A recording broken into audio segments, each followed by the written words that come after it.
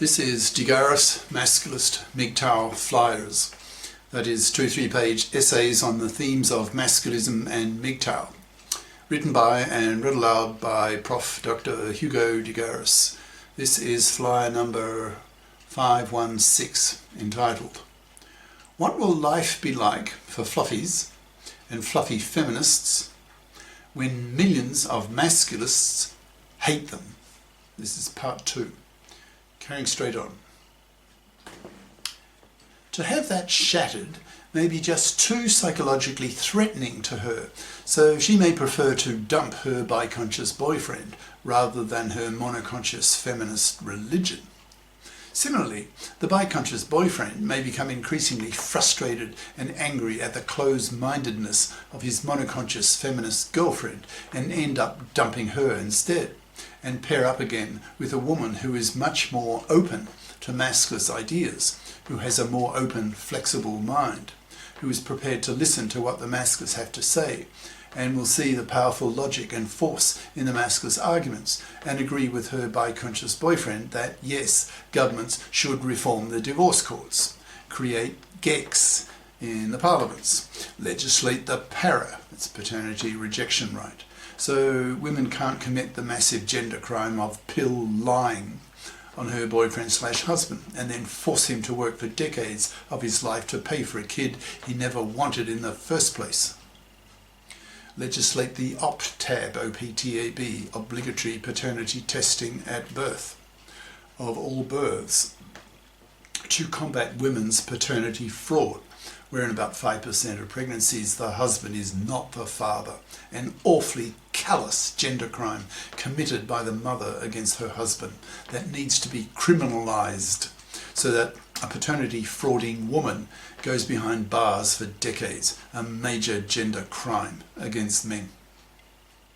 The biconscious boyfriend can then make the point to his now biconscious feminist girlfriend that he still will not give her his sperm,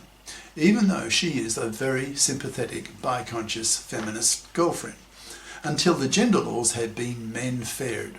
so that the divorce courts are men-fared. Custody of the kids is made joint by default. Alimony is thrown out. There is no halving of wealth and stuff, since the divorce courts will operate on the principle of financial independence, assuming that the divorcing wives are FIPs, who have the financial ability to pay their own way and cannot expect to manslave a man for decades, a truly hated concept by the masculists, who will eventually kill such women to defend this most holy of principles.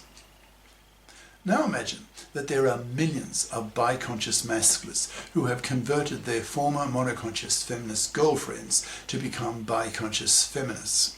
Then how will that impact on society, on the remaining monoconscious feminists?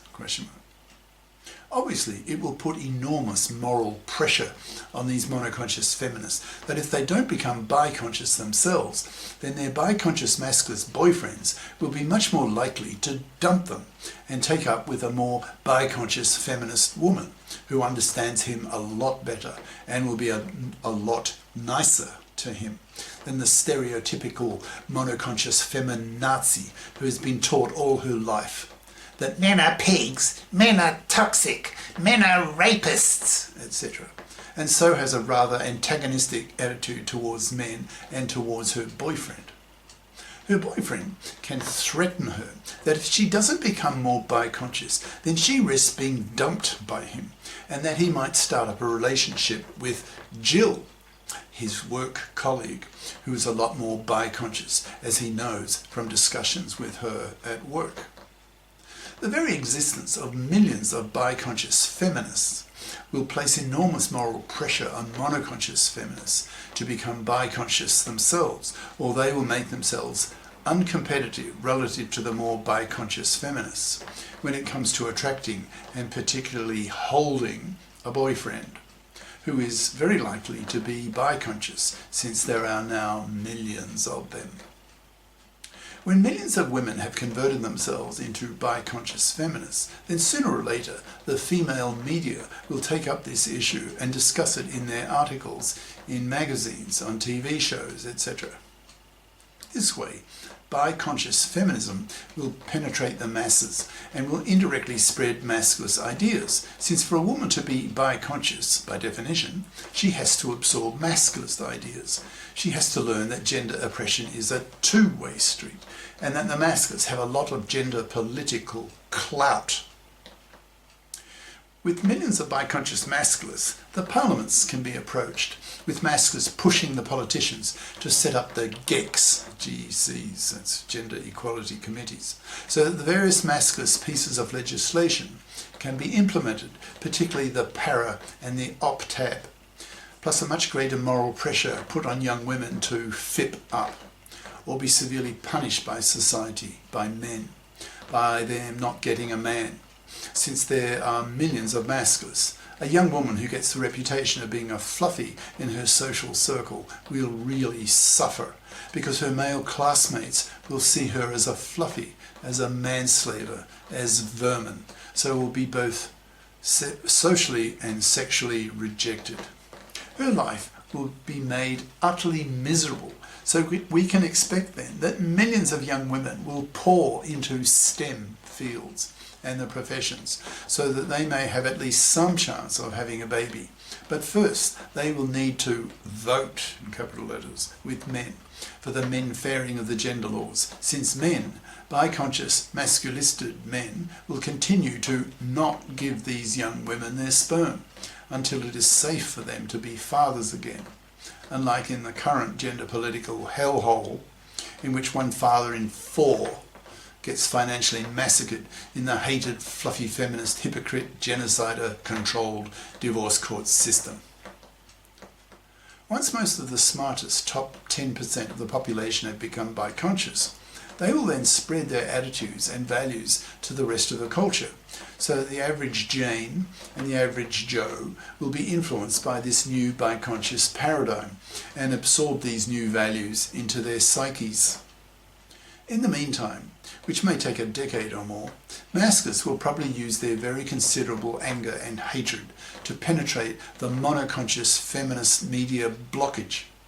where any talk of masculist ideas is interpreted by these bigoted, ignorant, monoconscious feminazi journalists as simple misogyny, which utterly misses the point in the view of the masculists, who see that men have every right to be murderously angry and hateful at the fluffy feminists who are destroying the lives of one father in 4 in the hated, fluffy feminist-controlled divorce courts.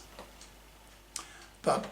MGTOW and masculist knowledge is now growing strongly thanks to the existence of MGTOW/masculist-owned video hosting sites that cannot be censored, unlike the hosting sites such as YouTube, whose CEO, Susan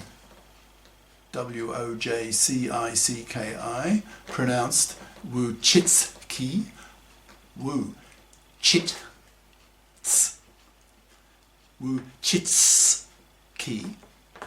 is the most hated woman in the manosphere, since she is a real feminazi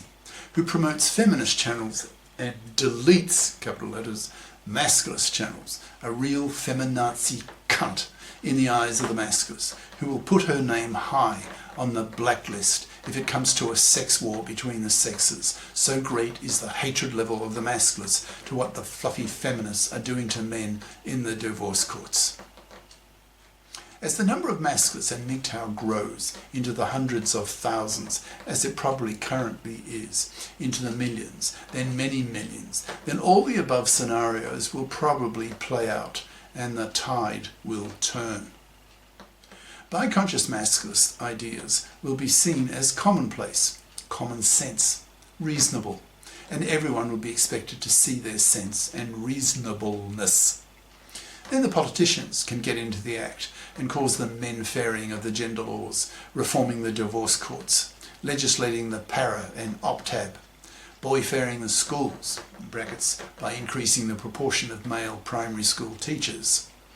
by raising men's teacher salaries as positive discrimination, so that more men are attracted to be male role models to little boys whose lives are dominated in today's world by female role models that alienate them with their male brains, their male cerebral wiring, generated by their Y chromosomes in their cells.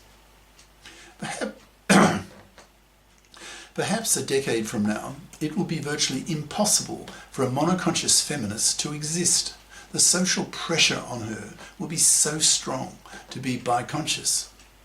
Young women will be taught by masculists that the initial cause of their babylessness is the toxicity of the divorce courts, taken over by the hated fluffy feminists. So the masculists teach these babyless young women, whose boyfriends refuse to give them their sperm, and who take measures not to be sperm jacked, in brackets, by flushing their condoms immediately down the toilet, close brackets,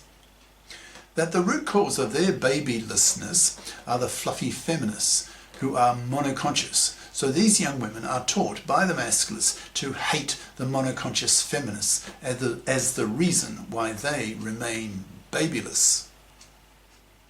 Any woman stupid enough to sprout misandrous statements in public will be verbally and emotionally crushed by the masculists in the audience. So we can expect that kind of public misandry to die out rather quickly.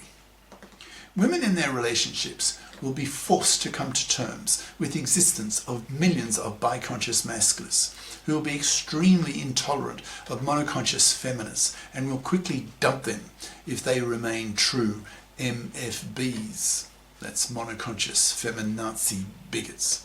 thus causing these women a lot of pain, since a woman who is manless becomes loveless, sexless, babyless, and as biconsciousness becomes the norm, they will be spat at for being MFBs and utterly rejected. That sounds like a pretty nice world to the ears of biconscious masculists, wouldn't you say?